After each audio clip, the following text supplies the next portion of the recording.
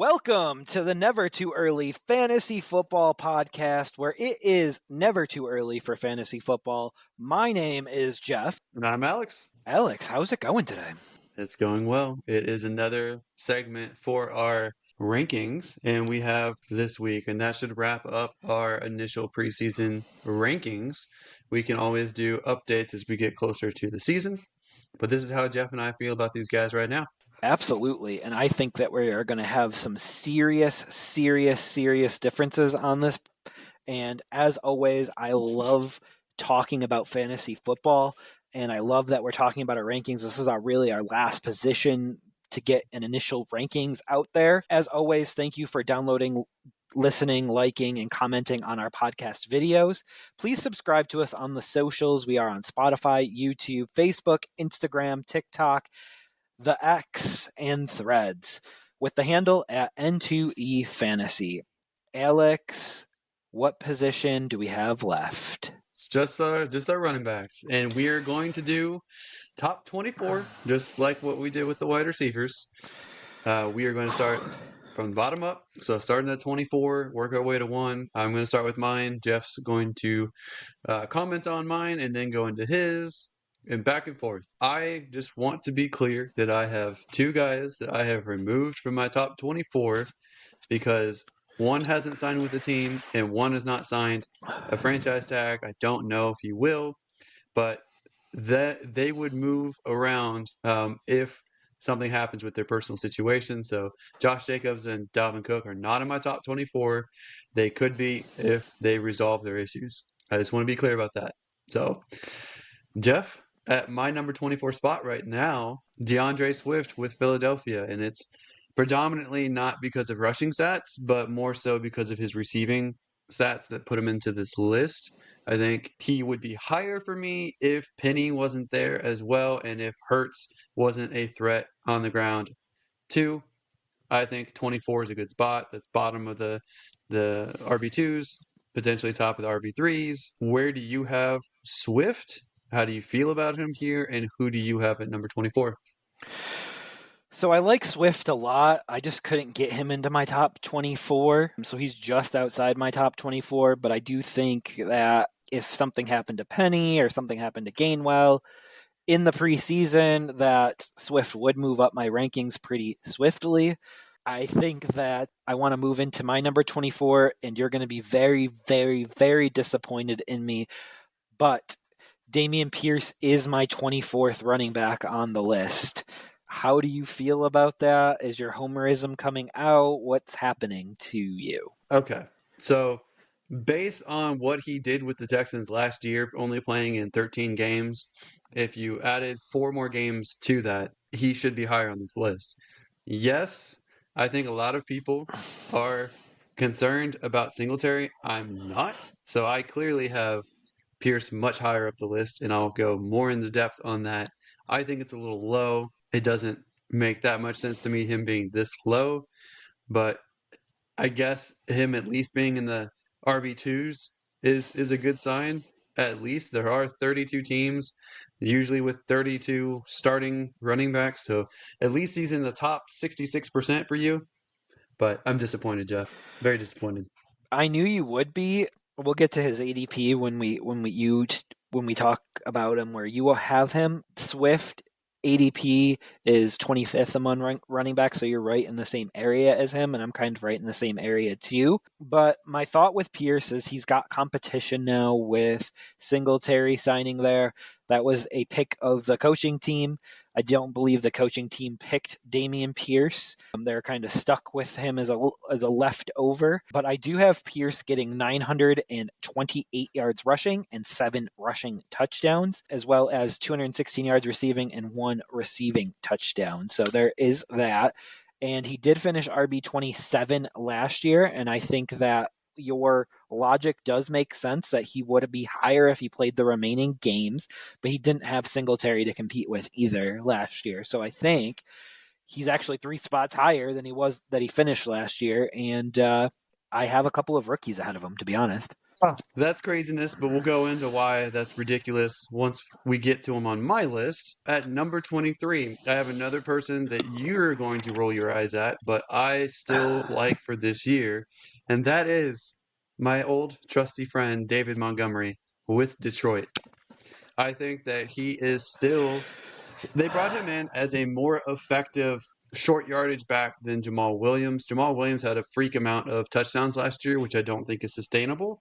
Obviously, I don't think David Montgomery touches 18 touchdowns in a season. I have him getting 900 rushing yards, 925 rushing yards, actually, 10 touchdowns. I still have him getting a tiny bit in the passing game as well. I think it's a two back system. I think that they have one of the best offensive lines in football, and they're going to use both of these guys. So that's my thought process there. I know he was one of the most effective short yardage backs based off of metrics from last year, as well as his time in Chicago. Chicago notoriously has been a mediocre at best offensive line, typically not very good in the middle. They have better tackles than they have interior offensive line. He has been one of the only bright spots for a bad Chicago franchise. And I think that he's in a much better system now. And I think that he is a better running back than Jamal Williams. So I think he, despite having Jahmyr Gibbs in that backfield, he will have a very solid year for people. So look out for David Montgomery and do not forget about him come draft day. So he is my RB30, and his ADP is RB30. So I didn't copy ADP. This is my first time looking at ADP. So you are a little bit higher than him in consensus. You're going to be able to get a lot of shares of him at 23. And just be careful what you wish for. You might get it. I have Montgomery also getting really close to 900 yards. I have him at 839 yards and 6 rushing touchdowns. So I think there's the big difference between us is the rushing touchdowns that we see coming. We will see what happens when the season comes and how the Lions deploy him. Now, before you say your number 23, I just want to be clear. Because I have Josh Jacobs and Dalvin Cook off my top 24, if I put them back in once they sign any kind of deals, Montgomery and Swift are out of my top 24. So I just want to be clear about that.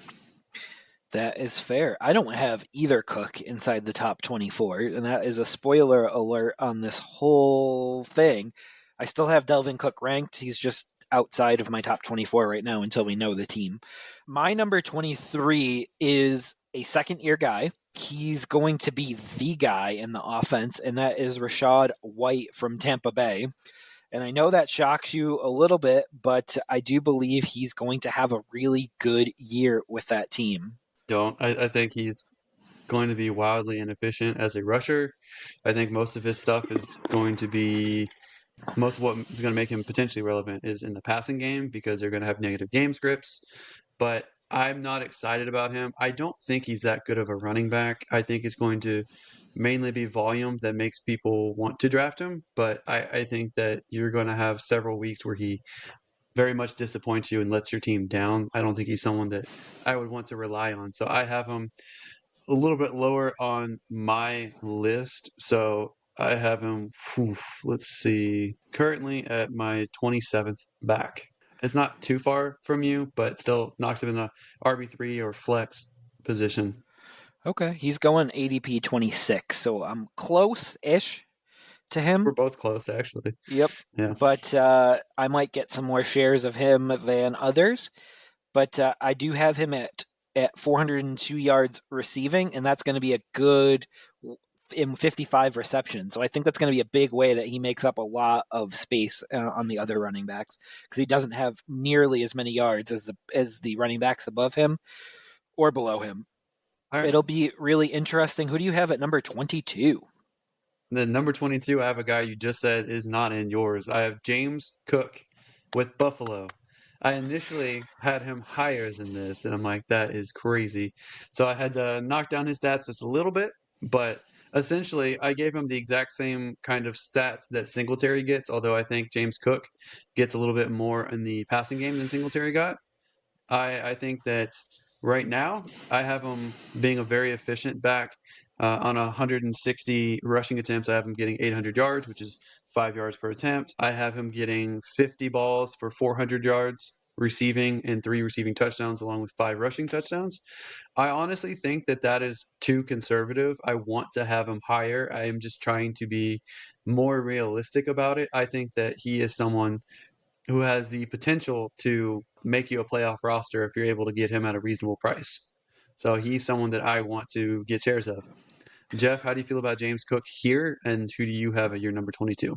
So, spoiler alert, James Cook is my 26th running back right now. I had him at 674 yards rushing, 4 rushing touchdowns, because Josh Allen gets a lot of those. Damon Harris will get a lot of those, especially as they get closer. But I have him at 41 grabs, 368 yards, and 3 receiving touchdowns. So there is that.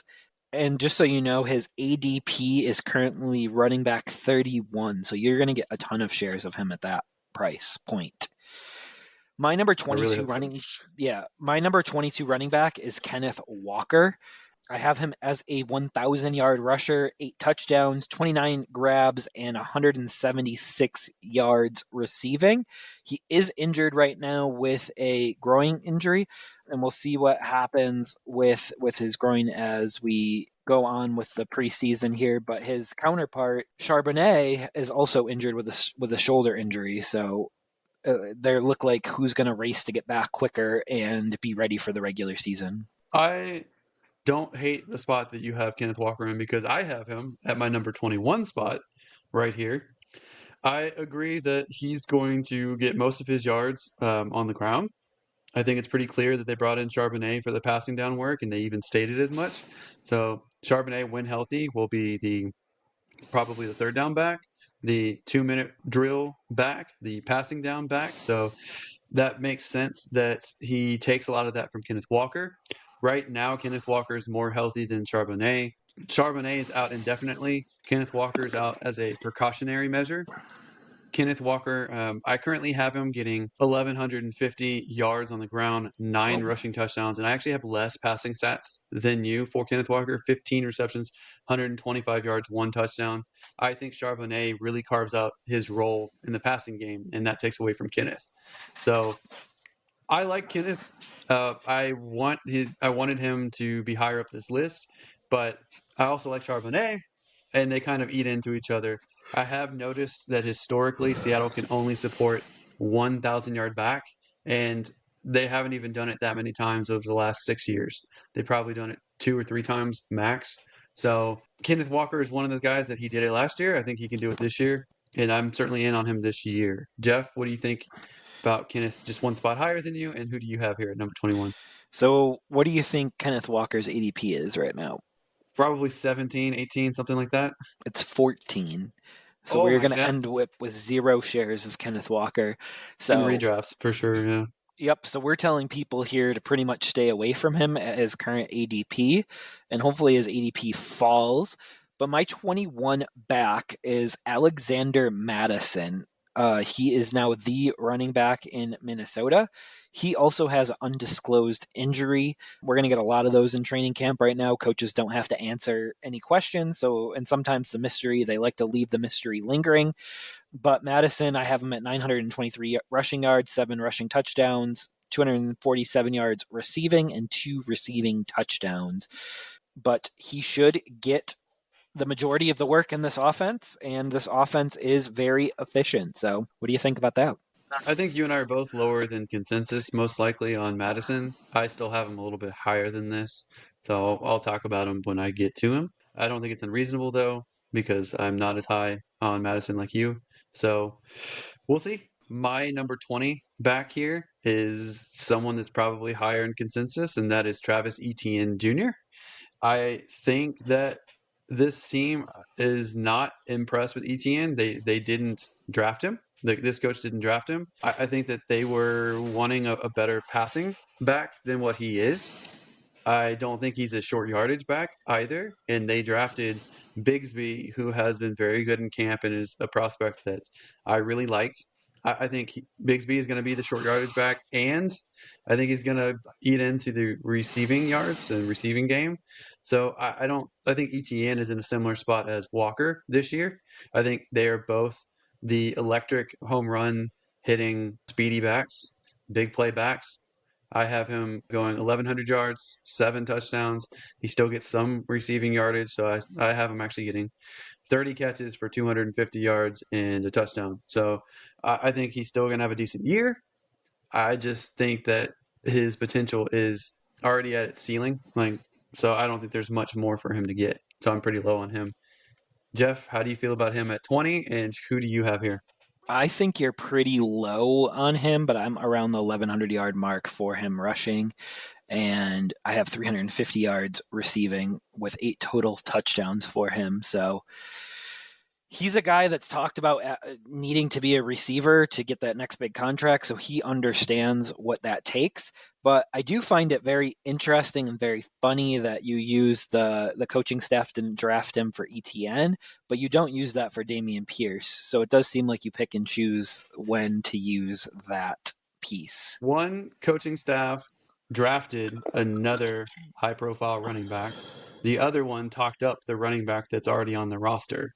And that's not Jacksonville. Houston talked up Pierce. Houston brought him up in the same breath as CMC, so McCaffrey. Houston's going on a run heavy approach. Jacksonville's going on a pass heavy approach. That's the difference. So one is more running back featured, one is more passing featured. So I don't think that ETN has the same chances this year at being a top back. All right, so let's go into my number 20. I have Miles Sanders, the new Carolina Panthers running back, Miles Sanders at number 20. What's your thoughts about that? I think that's a little low. I have him a little bit higher up. So you know I'm not a homer. So I think you thought you were going to sound like a homer, but I've crunched the numbers multiple times, and he ended up higher than 20, which I was shocked about. So I have him higher up, so I'll talk about him when I get up there. I don't think that's a terrible spot. That's probably closer to ADP than what I have him at, but it's Sounds not a good. bad spot. Yep, number 19. I have one of those guys that no one's excited about, but he's going to put up numbers as a number two back for you or a flex, and that's James Conner with Arizona. He is in the backfield, as far as I'm concerned, by himself.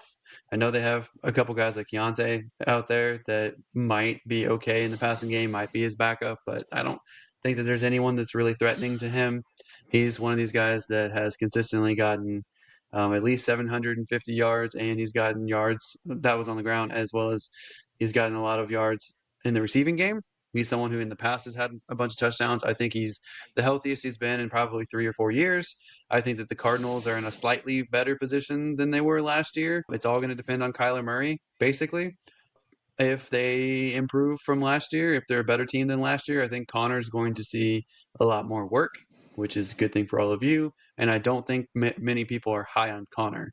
But Jeff, how do you feel about him at 19? Who do you have here? Oh, I'm actually higher than you on Connor this year, which I didn't think that would be possible.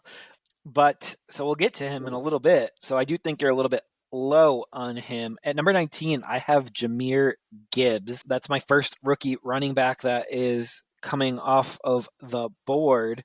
I just think that he is going to be so good in the receiving game. Maybe not so much in the rushing game because I think Montgomery takes a little bit of that away. But I think he's going to be so good in the receiving game that he's going to more than make up for it. I like Jahmyr Gibbs too, and that's why he's my number 18 running back. I agree he's going to bring a lot into the receiving game. He's still going to be used as a rusher as well, but I think he's basically going to be the quintessential weapon for his team besides Amon-Ra St. Brown. They're going to move him all over the place. And they've compared him to Alvin Kamara, who we have historically liked, if not this year. But I like Jahmyr Gibbs a lot. He's an upgrade as far as I'm concerned on Swift. Hopefully he stays healthy this whole season.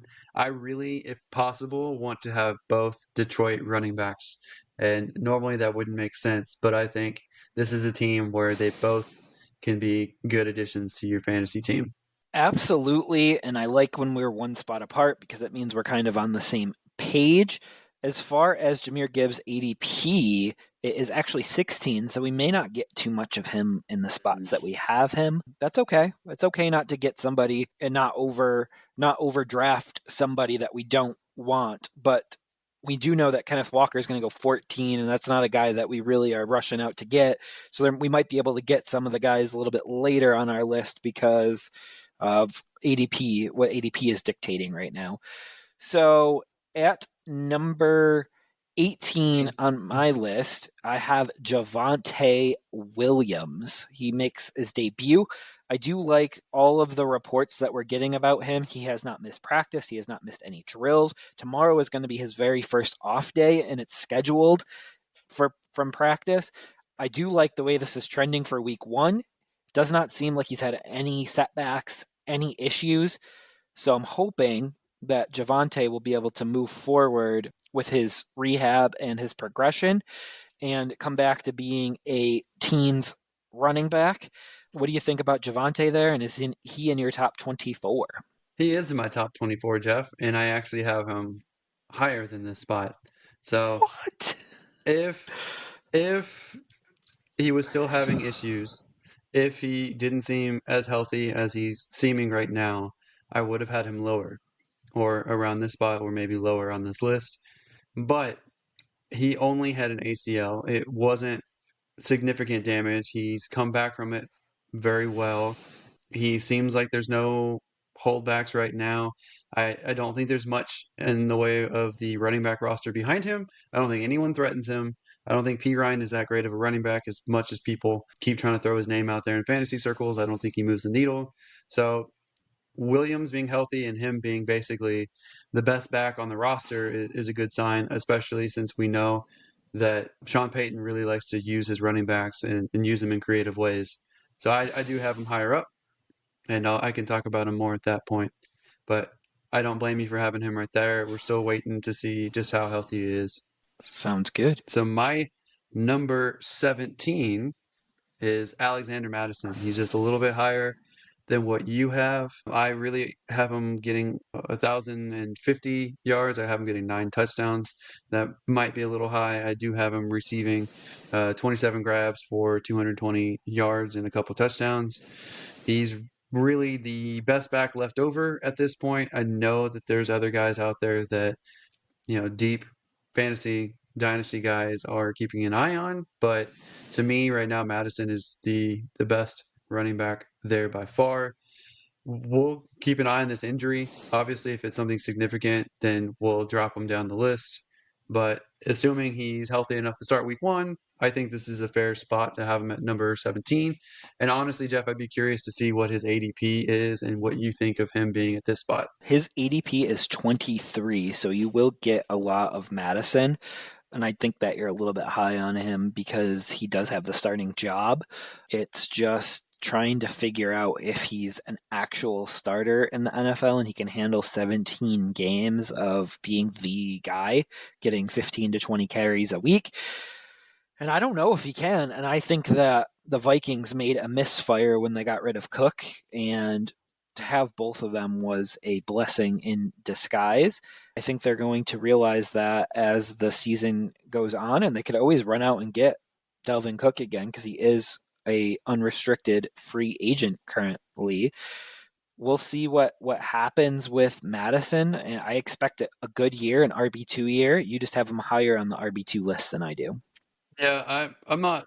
I wouldn't feel super good about drafting him at this as the 17th back. Honestly, I'd want to draft him a little bit later, but I have a lot of friends in certain leagues that I know that they draft him well before I would. So I don't think that I'm really at a threat of getting him at his what I have his value as. I would agree, and I thought you were going to say you have friends in low places, but you didn't I go do have there. that too. I do have that too. You didn't I know go where Garth there. Brooks buries the bodies.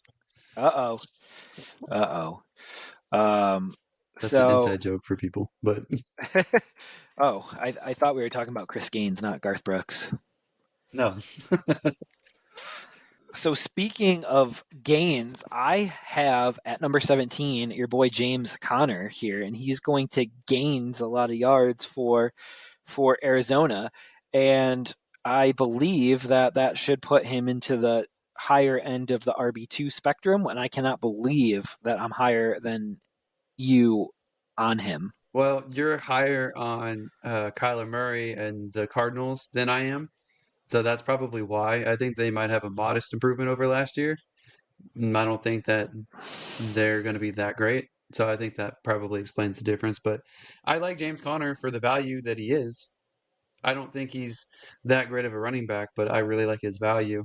Yeah, absolutely. And his since we both went over him already, his ADP is actually really low. He's RB24 right now, so it does seem like we both could get him. Yeah, it'd be nice to get him as a third running back. Yep. I mean, obviously, like the type of drafter I am, I let the draft fall to me. I'm not going to like reach on a running back. I want to get the players that are going to score me the most points. I don't have like a set position that I'm going to grab like for the first 3 or 4 rounds. Obviously, I probably would like to come out with 2 running backs and 2 wide receivers, but I'm not going to be really sad about it if I don't. All right. So my number 16 is another Jeff Eyroll here, and that Uh oh, is Brees Hall with New Jersey. New Jersey. I, New York Jets, whatever. You play in The Jersey. green New York team, the green New York team, that team. I don't think he's healthy. He had a more significant knee injury than Javonte Williams had, so he tore his meniscus as well as ACL tear, and that is severe structural damage. He's not back yet. He's on the pup. He might be back for week one. I don't know yet. And they are flirting with Dalvin Cook, whether that's a division gamesmanship to mess with Miami or New England. I don't know. But if they sign Dalvin Cook, Brees Hall would free fall for me out of the top 24 because I don't know if you know this, Jeff. The Jets have not sustained a 1,000-yard rusher since 2015. And do you know who that last 1,000-yard rusher was? Who was it? Chris Ivory. Do you remember Chris Ivory? I do. I do. I will rebut you though on this. This is the best quarterback that they've had since Brett Favre in whenever Brett Favre retired, probably like in the around 2010. So that does make the difference in the rushing game as well. So I do anticipate them being able to rush the football a lot better. And Brees can also catch the football, which I think is a big part of his game. And I do think that he may be brought back a little bit slower, and they do have the running back power right now to be able to bring him back a little bit slower. But I do think they want to run the ball a lot more in the beginning of the year as Aaron Rodgers gets his feet under him in New York, playing for that crowd, playing for that media, playing for Robert Saleh, getting used to Garrett Wilson. Like he's got, I think they intend to run the football a lot early. I agree with that. However, I don't think that that equates to Brees Hall, even without Dalvin Cook going there. I'm not sure that he's going to have the season that a lot of people hope for. I would say best case scenario is something like the 2022 Green Bay Packers with Aaron Rodgers. So they had Aaron Jones who had 1,100 yards, and they had AJ Dillon who had 770 yards. Aaron Jones also had almost 400 yards receiving, and AJ Dillon had 200 yards receiving. So best case scenario is they have a one and a two. They have Dalvin Cook and Brees Hall. Brees Hall hopefully would be the Aaron Jones type who would get the 1,100 yards, and Dalvin Cook or their new rookie Israel or Michael Carter or whatever running back that takes over the number 2 spot gets the AJ Dillon role. That's the best case scenario. The worst case scenario might be the 2021 Packers, where they had AJ Dillon get 800 rushing yards and 300 receiving yards, and Aaron Jones getting 800 rushing yards and nearly 400 receiving yards. So that to me would knock both those guys down to the mid 20s, so maybe 23, 24, maybe even out of the top 24 altogether.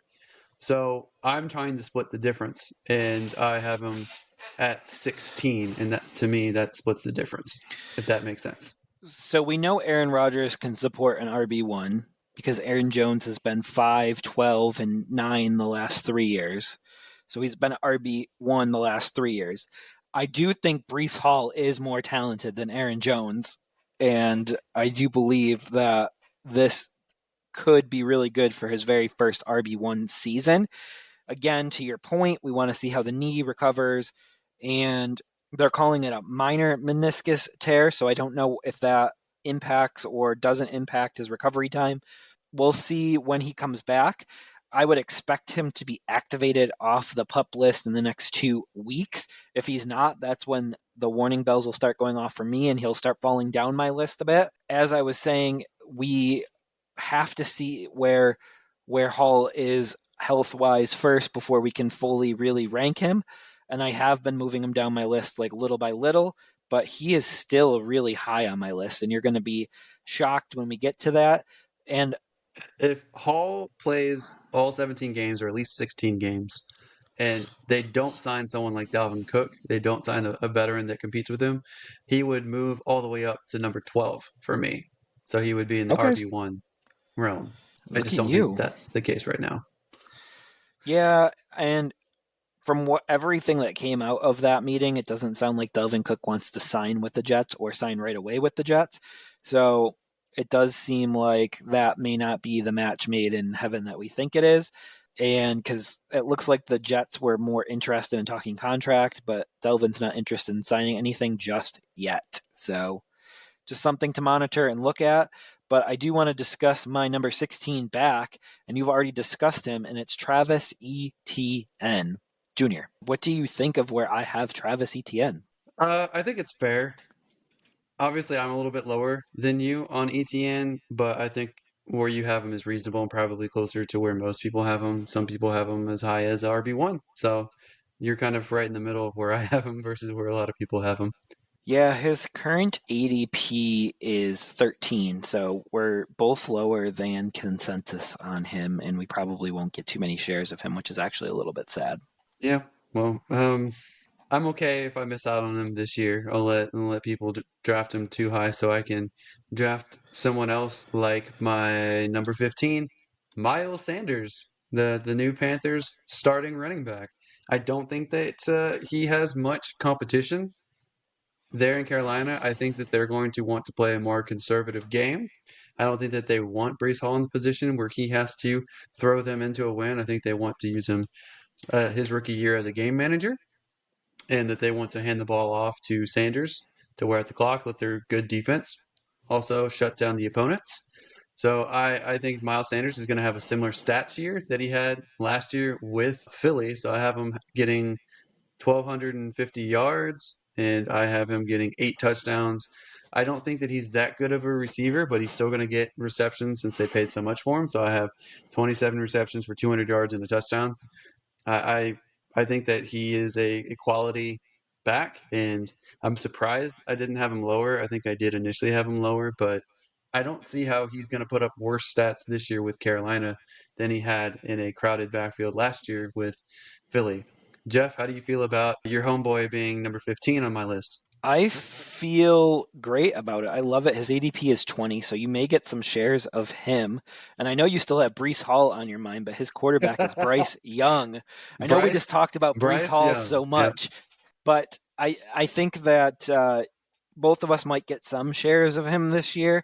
It'll be interesting to see if his ADP goes up, goes down, stays the same over the next month.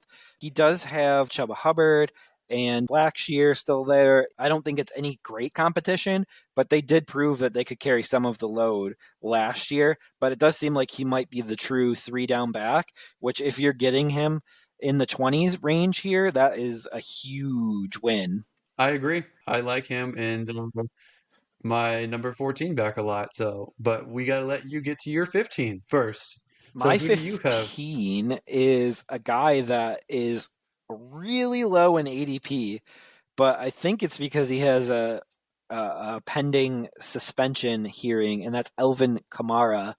I believe that he returns to form with their car. He gets 800 yards rushing, 7 rushing touchdowns, 554 yards receiving, and 4 receiving touchdowns. And that's kind of where his bread is buttered. I know you think I'm crazy on Kamara. His worst year was last year. His quarterback play was awful last year, and he finished running back 18. So running back 15 is not out of the realm with Derek Carr, and that is my story, and I am sticking to it. He is not in my top 24. He is right now my 25th player.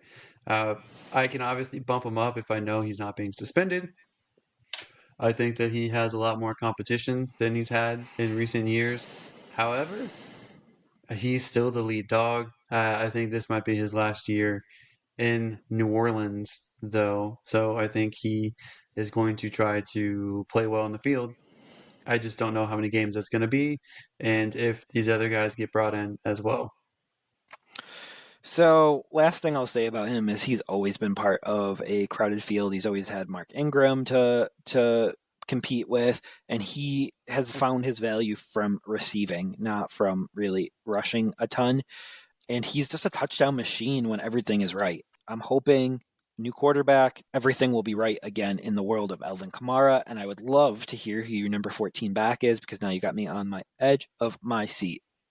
I'll just say with Alvin Kamara, they brought in Jimmy Graham back, and he's a touchdown vulture. They have Kendry Miller, they have Jamal Williams, they have Michael Thomas is coming back, they have Olave. There's a lot of guys to steal some passing touchdowns as well as some rushing touchdowns, so it's hard for me to fully buy back in on Alvin. Yeah, and I mean, I think that Ingram in his heyday was better than anything that's there right now, so there is that as well. All right. Well, I will go ahead and jump into my number 14 running back here, and that is Damian Pierce with the Houston Texans. Trust me, Jeff, he was higher. I had to lower him down just a little bit. I have him going for a modest 1,050 yards with 8 touchdowns, but I have him getting 40 receptions for 350 yards and a couple touchdowns. I think he is the clear number one running back. And I think that Singletary was brought in as a backup for Pierce. They have a lot of similar skill sets. I think that they wanted to make sure that whenever Pierce needs a break or if he ever got hurt, they'd have someone who'd pick up the system and play very similar to Pierce. They didn't really have that, as you pointed out last year. They Burkhead and they had a bunch of guys that have just been at the bottom of most teams' rosters. Last year, Pierce was on one of the worst teams in the league. They had injured and mediocre offensive line overall. They had a mediocre quarterback play for them in Davis Mills. They had no real receiving options. They had a medium to mediocre defense. So they didn't have much going for them. And you can make a case or not whether teams tank. It certainly seemed like they pulled Pierce out whenever they were close to winning a game, and all of a sudden the Texans lost. And you can make of that as you will. I know we have debates all the time whether or not teams tank. I think it's just weird how much they pulled Pierce out in crucial situations, and they stopped running when they had a lead, which doesn't make any tactical sense. So I would think that with a new coaching staff in, one that's more defense oriented and more rushing oriented for the offense, that they would use the best back that they have in Damian Pierce. They've much improved the offensive line. They brought in a better quarterback on paper. Their defense is going to be better than what people think. And they're in a wide open division. They're going to be very competitive. I think they're going to be rushing the ball a lot more. And I think Damian Pierce will be a borderline RB1 this year. So I like him at 14.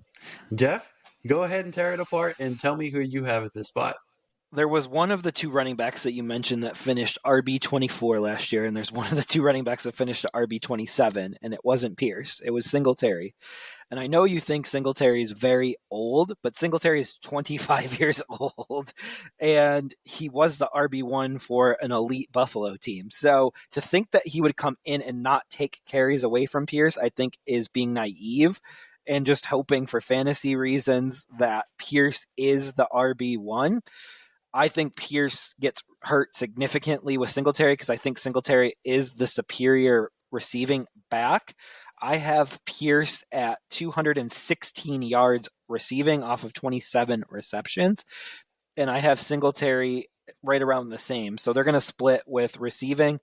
The difference is I have Pierce at like 900 yards rushing, and I have Singletary at 600 yards rushing. So I don't think that Pierce had the runner that Singletary is behind him. And if Singletary is good enough to start for Buffalo, who was a Super Bowl favorite last year, I think he could easily come in at age 25 and take carries away from Damian Pierce that you're not going to see coming. First, I never said he wasn't going to take carries, and second, I have both of them getting more stats than what you just gave them. There's going to be a very run-heavy approach, and I know everyone's trying to decipher which receiver with Houston to own, but honestly, it's going to be a rushing team. They're going to run the ball. That's what they were. That's what this head coach was brought over to do: is to rebuild the defense, be a franchise pillar because he was one of the best defenders that played for the Texans. D'Amico Ryans was on our miracle draft year that had the best draft class almost that anyone could have in 2006. And honestly, I see Singletary getting 750 yards on the ground and 200 yards in the air. And I think, like I said, Damian Pierce gets over 1,000, and he also gets 200 yards in the air. I think these running backs are going to be crucial to how Bobby Slowick runs this offense. Wow, that is pretty bold. Even the heaviest of rushing teams only get about 40% of their yards through the ground. Only like there's only like a select few teams like Chicago last year got 53% of their yards through the ground.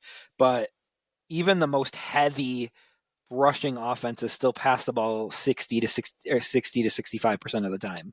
So I don't really see the ability to get that amount of rushing stats with that unless they're going to go to some old school stuff. And that's why I never bought into Dallas rushing the football a lot more. They didn't even make the moves to make that possible. I think teams like to talk about it. I think teams like to go back to old school. But if we're looking at Houston's 3 year average, which their team doesn't improve or degrade by that significant year over year, their average rushing yards for the last 3 years is 1,400 rushing yards. So you've got two running backs at 300 yards more rushing than that. And that's not without using their third or their fourth back. So I do think that it's The, the overshot. Texans the Texans have not been good the last 3 years, and this is the first year that they take a step forward. So them rushing a little bit more, I don't see a problem with that. When you're at the bottom of the league, you're going to be passing at an even higher rate because you're in catch-up mode. And I think that if you're at least competitive, you're going to have a higher rushing rate and higher I rushing stats. Yeah, and I think you're a little bit higher on them than the general consensus. Like they're going to take a step forward, but they're not going to compete with the Jaguars for the division. You said the division was wide open. I think the general Right. consensus is the Jaguars are going to win the division. Yeah, that's the general consensus. I agree that the Jaguars are going to be the number one. I think 2 through 4 is what's wide open. Absolutely, and I think that'll be to look out for. And you have them vastly improved across the board. I do think some of that is the beat writers and living in the area. So, because Buffalo's around here, we're hearing that they've improved a lot across the board as well. Everything's rah rah right now. All right, let me hop back over and we will go into my number 14 running back, and that is Ramondre Stevenson. It is Steven season over here. He's going to be a low end RB1, high end RB2, which is exactly where I have him. And he's in line, if they do not sign Delvin Cook, in line for a monster season.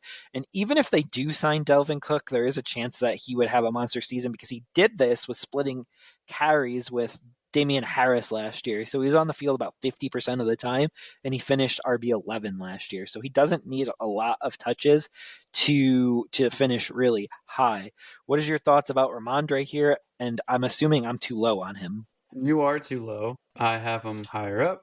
I would put him at 14 if Dalvin Cook signs there because I Okay. think he's the better back of the two. But no, you're too low. So I'll talk about him. I'm a little surprised. I almost had him very, very high, and I'm a little surprised that you don't. I love him. I love him. I just can't get him much higher because I do love all of the backs ahead of him, but I also rank Josh Jacobs ahead of him. So you removed him from your rankings. So going into your number 13, who do you have? I have Javonte Williams at this spot. Assuming that he's as healthy as it seems like he is, I think this is a great spot for him. I think he's a borderline RB1 I have him at 13, so that's top of the RB2s. I think he's borderline RB1 though. If he's not healthy, I would slide him down this list a little bit more, but he's always had the talent. I've always liked him since he was a rookie, and I was upset that his career got derailed with an ACL tear. So I'm looking forward to this year being pretty good. And I think that should he stay healthy this year, I think he'll be higher up my list come 2024. Jeff, how do you feel about Javante at 13, and who do you have at this spot? I love him. I already have shares of him. I'm lower than him on you. We're higher than the consensus right now. The consensus ADP is 28. So we're going to end up with a lot of shares of Javante Williams, and I'm okay with that. But in all honesty, like as bad as this sounds, he might have lucked out last year getting hurt, just how bad that team was, and actually getting some wear and tear, and not getting some wear and tear from actually playing with that god awful team. So He did get a tear though. he did, but no wear. Hmm. He saved the wear. Yeah. Who do you have at number 13? Number 13 on my list is Josh Jacobs. He's a little bit low for me right now because he hasn't signed his franchise tender yet. I do expect them to sweeten the pot, and I do expect him to sign it, and I do expect him to play week one. We're just going to see what happens with the Raiders. The Raiders need him in order to be any sort of competitive.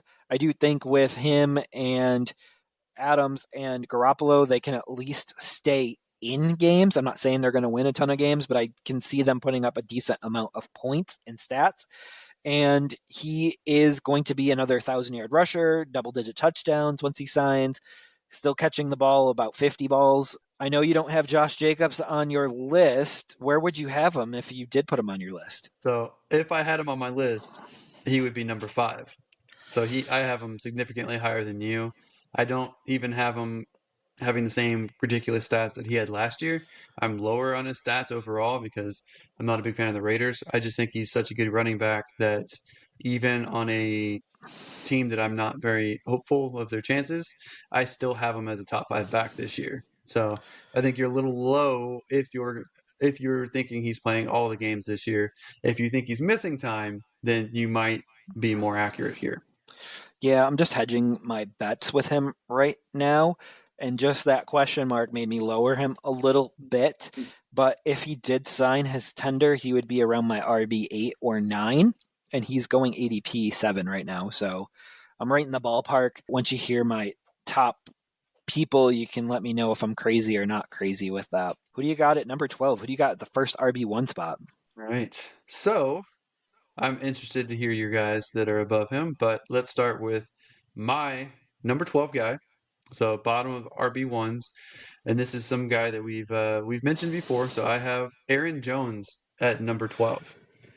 I think that they're going to have to lean on the run with Green Bay and with Jordan Love. I don't trust him to be a good quarterback this year. I think they're going to have to lean on the two running backs that they have.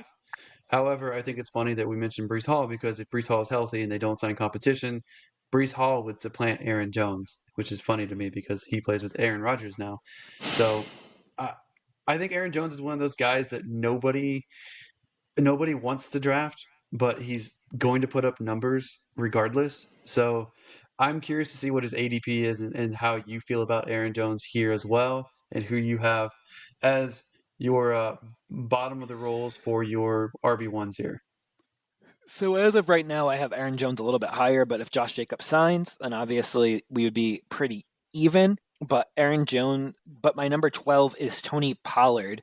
And the reason why I have him number 12, which is he's a borderline 1-2 for me. Josh Jacobs would knock him out of the ones. But the reason why is because I've never seen Tony Pollard take the entire load of an offense. I don't know if he can take it. And I don't know if the wear and tear that it would take on a whole season of 15 carries is going to be enough for him to stay healthy the entire year. I have him over 1,000 yards rushing, 8 touchdowns, 43 grabs for 388 yards and 3 touchdowns. But I don't know if he can take the entire offense and put it on his back and go. I don't think I've ever seen Tony Pollard take an entire load from an offense either, and I don't know if I want to see that. So But I do have him at my number 11 spot. I think that he gets a decent chunk through the air this year. I don't think, like you, I don't think that he can take the full RB1 workload. I think that they're going to have to bring in some competition and some depth behind him. I have 205 carries. Sorry. Uh, all right, guys, we're sorry. I have 205 carries and 1,050 yards. I have 10 touchdowns because I don't see anyone else who's going to be a goal line back right now. And I have 45 catches for 350 yards and two touchdowns. I think that Deuce Vaughn might be a sneaky bet to come in and steal some pass work if he continues to progress in the offseason and in camp. So I think that that's a possibility. I do think that they need to bring in a bigger bruising back to do the short yardage work, and that may take some touchdowns away from Tony if that were to occur. But right now, we can only work with what they have on their roster. So I do see him as an RB1 right now. I'm one spot off from you. So Jeff, how do you feel about Tony Pollard here, and who do you have at number 11? So we're in the same ballpark.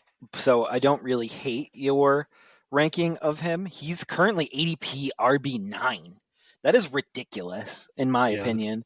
That that's too is high. he finished 7 last year, but let's not act like Zeke didn't play his part in wearing down the defense. So Pollard had all these holes late in the game to run through. It's different now that the pounder isn't there. And could they bring back Zeke? They could. Could they bring in another running back? They could. Um, it would be really funny if they brought back Zeke because they made such a big deal about letting him go. Jerry's kind of flirted with them this offseason. I think Zeke will always have a special place in his heart, but I don't think he'll find it worth bringing Elliott back, especially with his diminished skills. If we're going to jump into number 11 here, I have Aaron Jones here. So we just swapped him a little bit there. Aaron Jones' ADP is currently 15, so we could get some shares of Aaron Jones. I do think that Green Bay leans on the rushing attack here. I do not see a big drop off of stats from Aaron Rodgers to Jordan Love with the running back position. There's a chance that Jordan Love in his 20s is better than Aaron Rodgers in his 40s also, and we haven't really accounted for that. And he might be better for the offense. He might be a better teammate. He might be better for Green Bay because I think Rodgers grew fed up with Green Bay at least the last 3 or 4 years. So there is something to be said when you get some chemistry and some unity in the locker room, and that might be something that Jordan Love does bring to this team that Aaron Rodgers really didn't, at least the last couple of years. Aaron Jones, ADP 15. I know you don't really probably have too much to say about him because we're really close on it. Any comments on last comments on Aaron Jones? No, I think we're in the same ballpark there. Obviously, you have a little more love for the quarterback there, but Ha, I think running back wise, we're on par. At number 10, I have Ramondre Stevenson here. And obviously, like I said, if they brought in Dalvin Cook, I would slide Ramondre down a little bit more. I think, though, he's very young, he's very talented. I think that he's the number one reason that their offense can even be competitive right now. We're hoping that with an actual offensive coordinator that Mac Jones improves. And I think O'Brien will keep Ramondre in his plans and make sure that he is the focal point as well. So I like him here. Hopefully the ADP isn't too crazy because I would like to get Ramondre. I don't think I have shares on him in most of my leagues right now. So hopefully in a redraft I can get him in a good spot. But Jeff, who do you have at 10 and do you like Ramondre here too?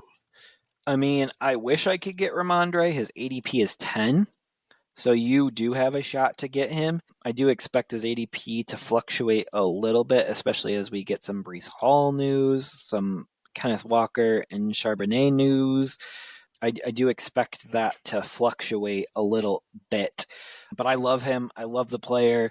And I love how they use him in the offense because I do feel like he can do everything in that offense. And I'm shocked that I'm higher or I'm lower than him on you and you have him higher, but that is just the way the cookie crumbled. My number 10 is Najee Harris.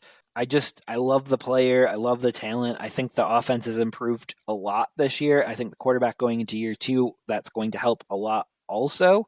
So there is that side of it. What do you think about my Harris pick? And I'm assuming you got him coming up for you soon. Yeah, I have him a little bit higher up. I like him this year. Obviously, if Josh Jacobs gets signed, it moves people down and we'd be pretty close. I like him. The offensive line's improved. I think that the improvements, some of them are young guys, so maybe not 100% at the start of this year that they contribute, maybe as they make sure that they adapt to the NFL and the competition level, that it'll continue to get better. So I like Harris even as a potential dynasty guy as well as this season. I think that he should get his yards per carry efficiency up. The last couple of years, it's only been 3.9, but they've stacked the box because they've had Kenny Pickett and they've had a 38-year-old Ben Roethlisberger. So teams have really tried to clamp down on the run game, and their offensive line hasn't been that great. And they haven't had that many weapons to work with. They haven't really had consistency from their wide receiver groups. So Deontay Johnson has been the best, hopefully with Pickens as the wide receiver that they drafted last year with Pickett as the quarterback. Hopefully, both those guys get better as well. And they brought in Allen Robinson, who was going to be playing out of the slot, which is his best role. Hopefully, that opens things up. So, second year development from the quarterback, improved offensive line, more offensive receiving options to spread everything out. That should theoretically open everything up for Najee to have a big year this year. So, where you have him at 10, where I have him a little bit earlier on in this list, I think they're both fair. I'm big on him. Hopefully, we're right with this, but I like it. At number 9, I have Mr. Joe Mixon, and he could have really fallen off this list had he been cut or had they brought in significant competition from the draft.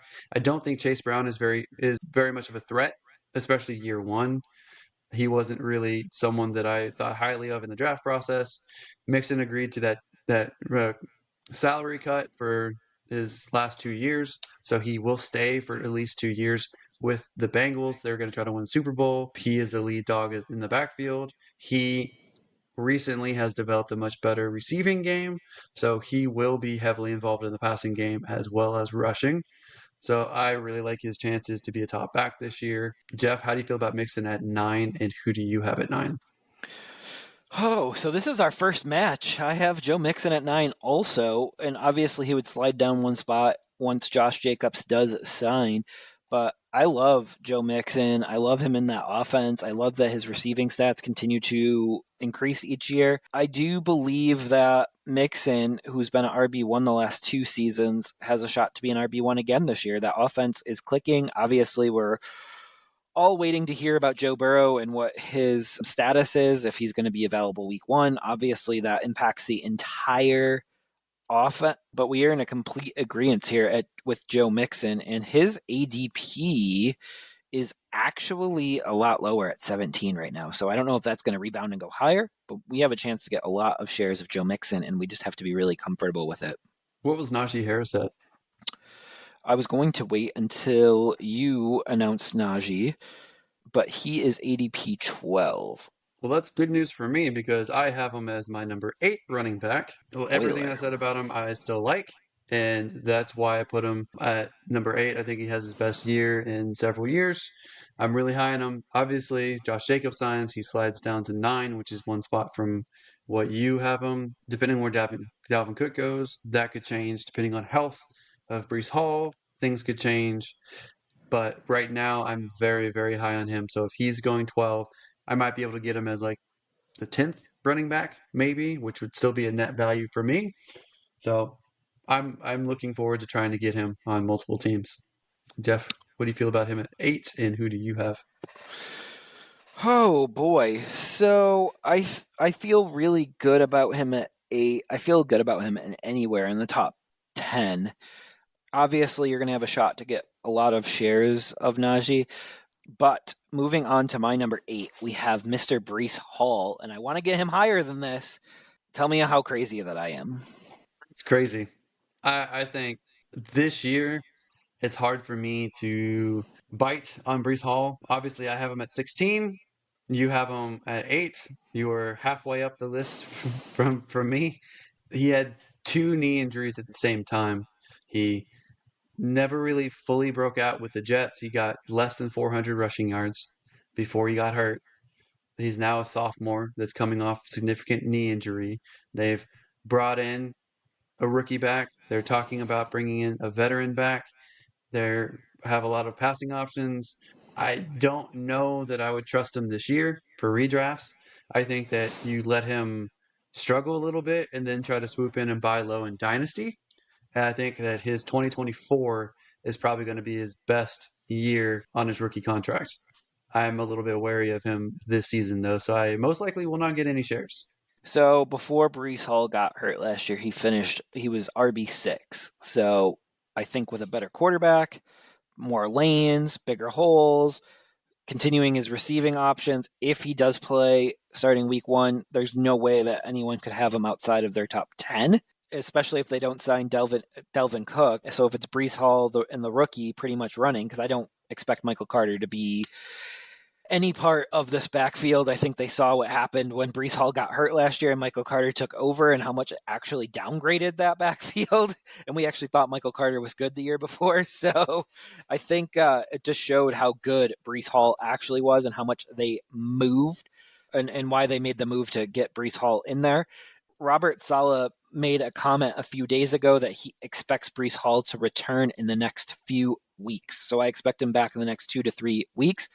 He's a freak athlete, and everything that I've read from pro football docs, not actual pro football doc, but all the doctors online here, they say that they are not shying away from Brees Hall. They do expect him to make a full recovery and, because of his athleticism, actually be at full strength this year.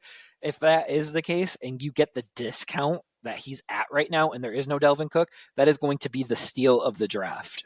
I mean, he could be. He could be. I'm just not a fan of drafting someone who's still injured. I'm not a fan of that. But I mean, if you want to go for it, Jeff, you're free to go for it. I wouldn't draft him that high. Hopefully, I would try to draft between the 12 and the 16 running back range. But I don't know. Where'd you say Brees Hall was going ADP wise? Brees Hall, and I'm going to get a ton of shares of him. He's going 11th right now. That's too high for me. He's going one spot below Ramondre Steve. He's going between Ramondre and Najee. I think if he all of a sudden is healthy and they don't sign Dalvin Cook, that's a steal.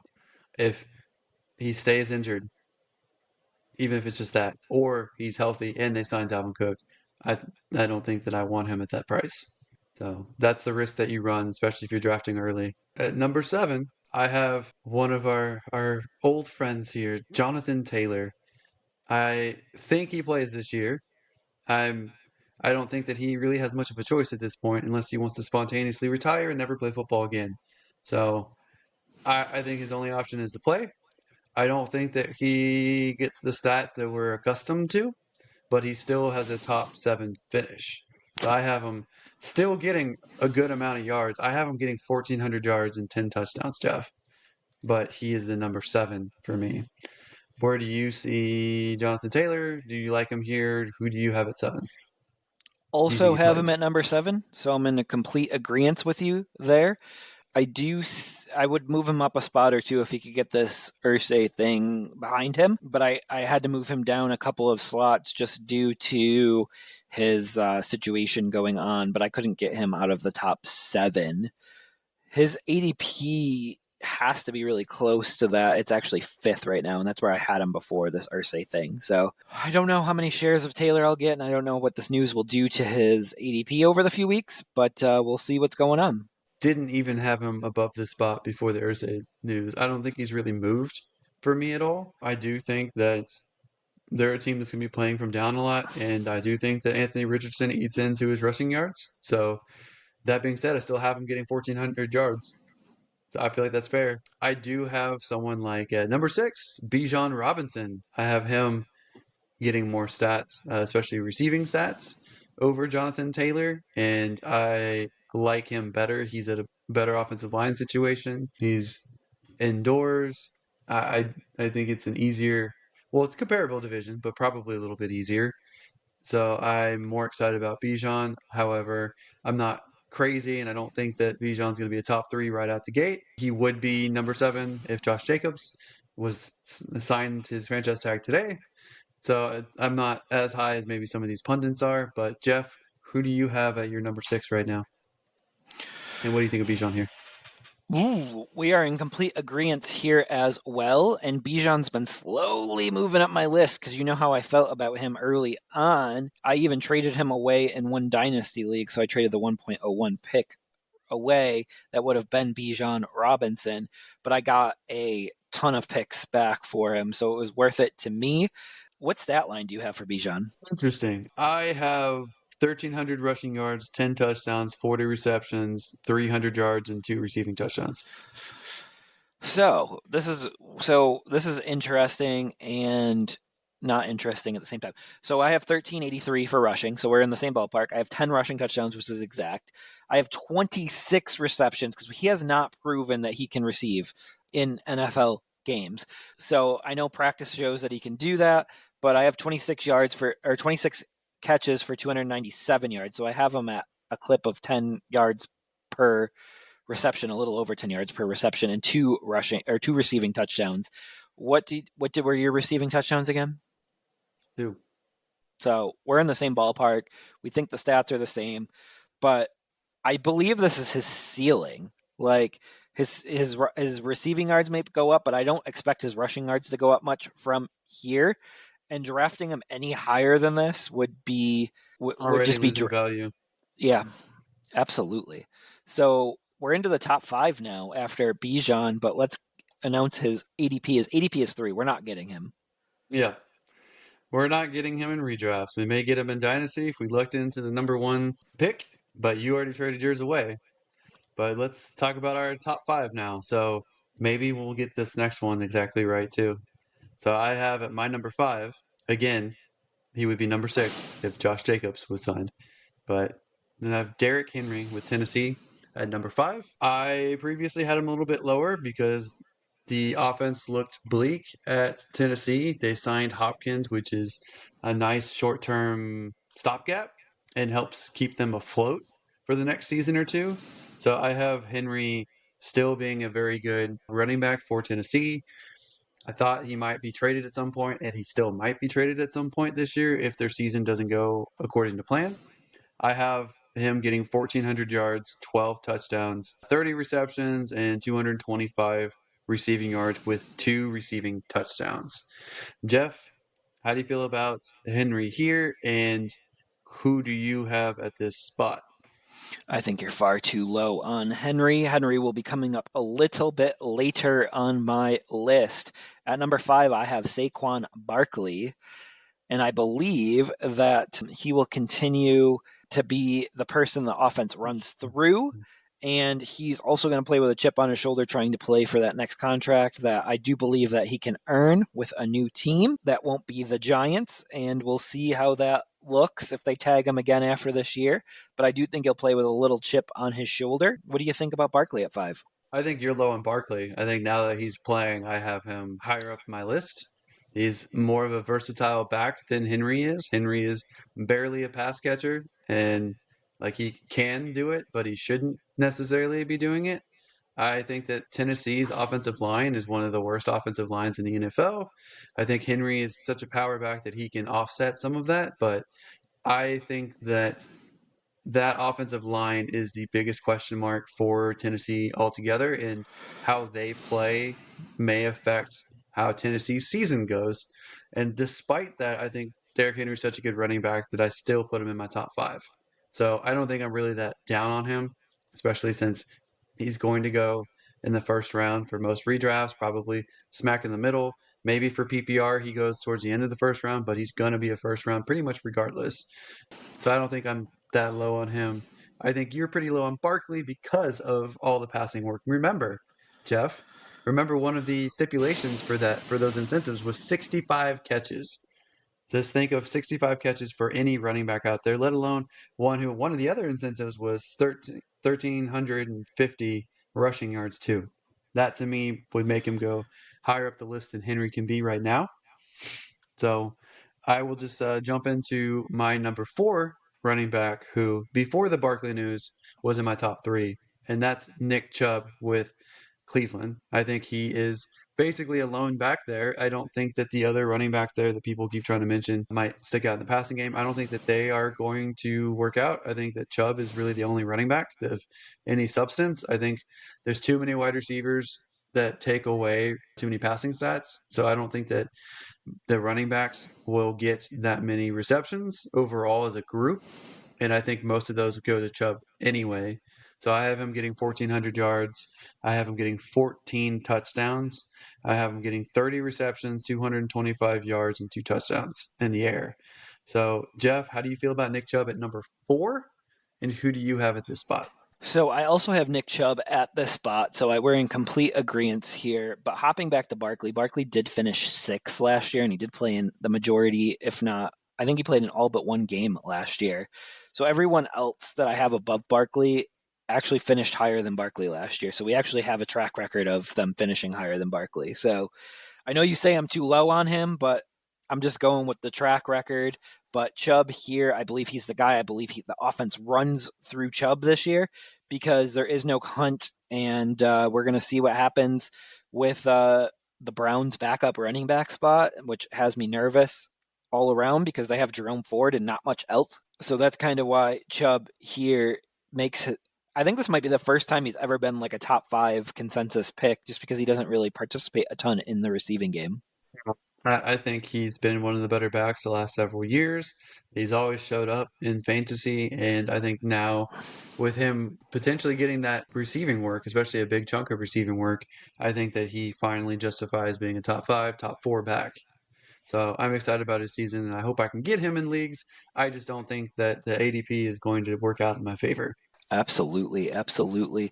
His ADP is 6 right now, just so you know.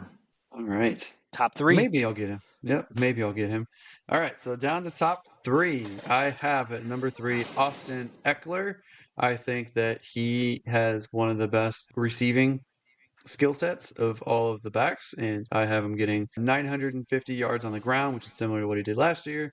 I have him getting 10 touchdowns. I don't see that they have a back that really gets short down yardage work anymore besides Eckler. I have him getting 85 receptions for 700 receiving yards and 4 receiving touchdowns. I think his receiving stats could go down from the previous season because they have someone like Johnston that they drafted. And I think that if Keenan Allen's healthier, then obviously Keenan Allen's going to get more stats as well. And if Williams is also healthy, if these guys just stay healthy, Eckler's stats probably go down. But there's a good chance that he has to offset some of their weak points, and those guys who always get hurt will get hurt again at some point too, miss a game here or there. So Jeff, how do you feel about Austin Eckler here, and where do you have him on your, or who do you have here at thought? So I think you're a little bit low on Eckler, but also a little bit high. You said 700 receiving yards. Mm-hmm. I have him at 462 yards receiving on 91 receptions.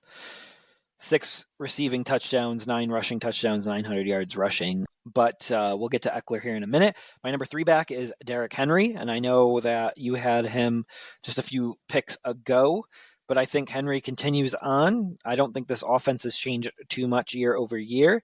I think that Henry wears down defenses, and he will continue to do that this year. Yeah, I think it's fair to try to put him at this spot. I just don't think that he gets the receiving work that would really justify a top 3 Oh, spot this year. he doesn't for sure. Him and Chubb definitely don't. So my 3 and 4 have me a little bit worried with receiving work. Henry's ADP right now is actually really low. It's RB8.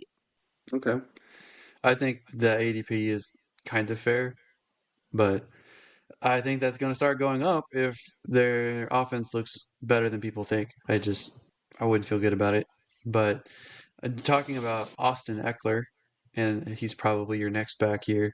The last 2 years, he's averaged 700 yards receiving and 80 plus receptions. So that's pretty much what I based his stats on, just averaging out the last couple seasons. So I feel like it's fair, and I think 400 is pretty low, especially from a back who's going to be playing angry and playing for a better contract. Absolutely, absolutely, and hopefully he doesn't sit out games to conserve himself for next year. So I mean, there always is that as well to look out for these folks that aren't happy with their contract. Yep. So at number two, I have Saquon Barkley with the New York Giants here.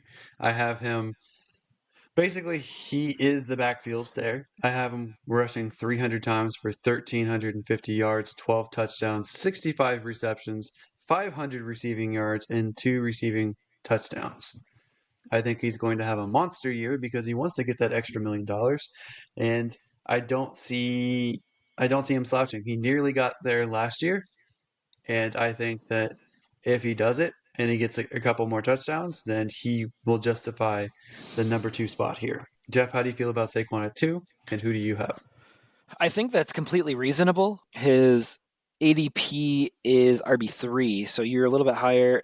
You'll get him if you go running back in a first round. So the first round is really interesting to see how that plays out, and we can talk about that a little bit later this season, like what strategy you're going to be going with, like if you're looking RB or Travis Kelsey or wide receiver in the first round. There's like a bunch of strategies, different competing strategies that could work in fantasy this year. And pretty soon we'll get to my consensus number one overall pick, and it should be the number one overall pick no matter what. But number two, I have Austin Eckler. His ADP is RB2 as well. I just think that he finished RB1 last year, RB2 the year before. He's got a track record now of finishing in the top three, and that's the kind of running back that I'm looking for. A guy with receiving yards, guy with receiving touchdowns, high touchdown upside. So I have 15 total touchdowns, which is the same as Derrick Henry. Henry's getting them all on the ground. Eckler's splitting between the ground and receiving. So we're chasing the touchdowns. What do you think about Eckler at two here? Well, I have him at three, so I think two is perfectly fine. And I think that he's been successful the last couple of years. It's obviously a lot through the air because he seems to tap out under 1,000 rushing yards. But I like him. I think he's a good back to grab, and I can't fault you for having him at number two. I think number one, same for both of us, and that's Christian McCaffrey out of San Francisco. I have him netting 2,000 yards between rushing and receiving, and I have him getting 73 grabs through the air and getting 16 total touchdowns. Jeff, I assume you have Christian McCaffrey here. How do you feel about him as the number one back overall in fantasy? And what kind of stats do you have? What's his outlook look like for you? I think I made a mistake. I didn't put Christian McCaffrey in my list. I'm just kidding. Just kidding. He is my number one overall here. I was looking down my list to see if there was anyone else believable that I could say would be number one, and you would believe it. But he's my number one overall pick across all leagues, no matter the format, everything like that. He's a guy that's going to get close to 2,000 yards between the ground and receiving.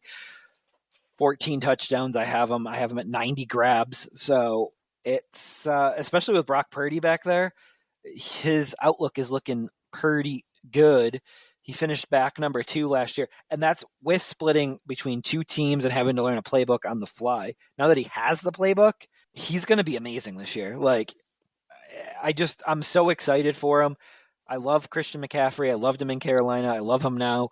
And just talking about running backs and how diverse we are in running backs and how the rankings are, it feels like a wasteland pretty quickly. Like, we probably don't feel good about the running back that we're picking, like right around Joe Mixon area.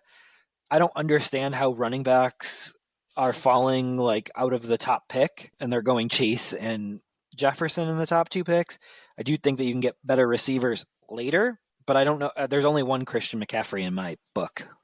Yeah, it depends on the formats for sure, but I think you can make the case for Justin Jefferson 101. However, I would want to grab someone like Christian McCaffrey or Barkley or Eckler like pretty early. And I agree with you that receiver seems to be much deeper than running back, and that you can get some steals that I know that we like Keenan Allen. I know that I like Christian Kirk. I know that there's just these guys that you can get that seem to outperform their value, like Amari Cooper, I think is more valuable than where his ADP is going. So it does make sense to try to get a top dog running back early. It just depends on where you draft. So I'm pretty happy with our list here. Obviously, mine is more accurate and more betterer than yours is. So we'll see how the audience likes our list, and we'll see how it goes into the season and any updates that we have getting closer to the start of the regular season as well. There So will be updates. thank you guys so much for listening to us. This has been another episode of the Never Too Early Fantasy Football Podcast and has completed our initial projections and rankings of our individual positions for fantasy purposes. So and we just want to thank you guys for following along with us. Thank you if you downloaded the show. We really would like for you guys to share and comment and really interact with the page. So if you could like, share, subscribe, comments, anything that you do would help us greatly. And as always, you can find us with our handle at N2EFantasy on Spotify, YouTube, TikTok, Facebook, Instagram, the X, and Threads. Please give us a follow. Until next time, take care of yourselves, and remember, it's truly never too early for fantasy football. Thank you again. Bye, everybody.